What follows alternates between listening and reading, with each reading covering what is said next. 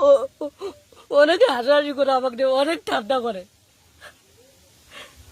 আমার যে এত কষ্ট। কোনো মানুষকেই তাচ্ছিল্য করা অবশ্য ঠিক না। কারণ কে কখন কোথায় কোন পদমর্যাদা পাবে সেটা একমাত্র মহান সৃষ্টিকর্তাই ভালো জানে। আমি বলছিলাম কুড়িগ্রাম জেলার তাজুল ভাইয়ের কথা। বিগত বেশ একটা সময় ফেসবুকের সাথে থেকে কন্টেন্ট আপলোড করে নিজেকে সাংবাদিক হিসেবে উপস্থাপন করে মানুষের হয়তোবা হাসির খোরাক ছিল, হয়তোবা উপহাসের পাত্র ছিল।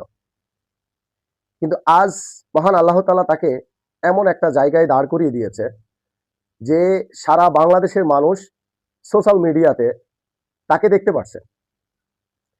সে যে এখন একজন সেলিব্রিটি, সেটা কিন্তু মহান আল্লাহ তাআলা সেই রহমতটা তার উপরে দান করেছে।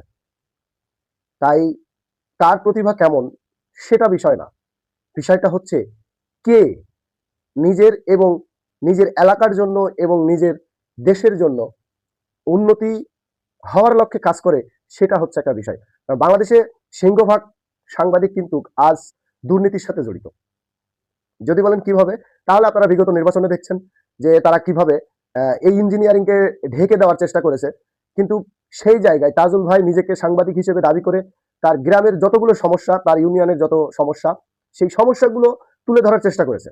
আজ আমি মনে করি শিক্ষিত চোর বাটপার হওয়ার চেয়ে মূর্খ জ্ঞানী হয়ে বেঁচে থাকা অনেক ভালো। তো বন্ধুরা, ভিডিওটি ভালো লাগলে অবশ্যই লাইক কমেন্ট শেয়ার করবেন। দেখা হবে আবার নতুন কোনো ভিডিও নিয়ে। ইনশাআল্লাহ ভালো থাকবেন, সুস্থ থাকবেন। আল্লাহ হাফেজ।